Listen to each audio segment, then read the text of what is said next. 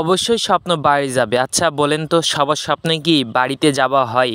কত স্বপ্নই তো রাস্তার মাঝে থেমে যায়, কত স্বপ্নই তো রাস্তার মাঝেই ভেঙে যায়, কত স্বপ্নই তো রাস্তার মাঝে আনন্দ নিমিষে সব কিছুই শেষ হয়ে যায়।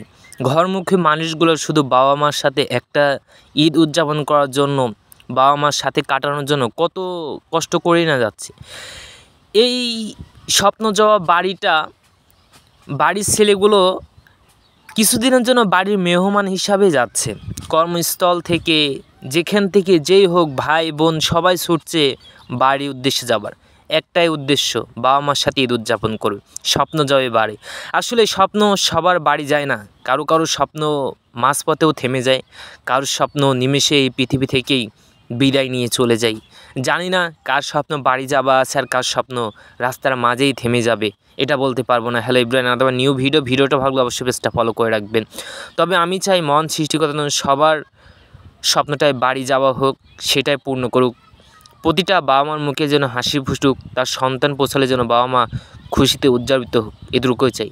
বাসের ভিতর যে প্রচণ্ড গরম, এই গরমে পাড়ি দিয়ে যেতে হচ্ছে বাবা মার কাছে। আসলে এই ঘরের সন্তান ঘরে থাকেন, একদিন ঘর ছাড়তে হয়। আজকে ঘর ছেড়েছিলাম সেই কবে, আবার ঘরে অজানা ঘরটাতেও ফিরে যেতে হবে বাড়িতে। বাড়ির ছেলে বাড়ির মেহমান হিসাবেই যেতে হচ্ছে। সুন্দরময় এই পৃথিবীতে আর কতদিনই বিচরণ বা ঘটবে।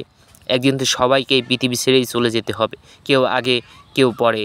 যদি ভিডিওটা ভালো লাগে অবশ্যই পেজটা ফলো করবেন।